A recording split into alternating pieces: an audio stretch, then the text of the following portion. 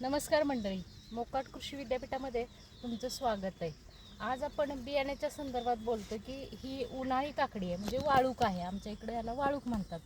तर ह्याच्या आम्ही काकड्या खाल्ल्या आणि ही बियाण्यासाठी आम्ही ही काकडी इथं, ह्या 2 काकड्या इथं ठेवलेल्या आहेत. तर बी कधी धरायचं, म्हणजे बियाला पूर्ण ही पिवळी झाली म्हणजे पक्व झाली असं नाही.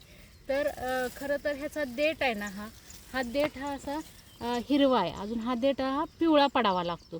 त्याचबरोबर ही जी वाळूक आहे ना, ते पूर्णपणे जेव्हा मध्ये चिरतं म्हणजे फाकतं, म्हणजे तेव्हा ती पूर्ण पक्व होते आणि आतलं बी पूर्ण पक्व स्वरूपात आपल्याला मिळतं. अन्यथा नुसती पिवळी झालेली काढली तर ह्याचं बी पूर्ण भरलेलं नसतं आणि सगळं बी वाया जातं आणि पाण्यावर तरंगतं.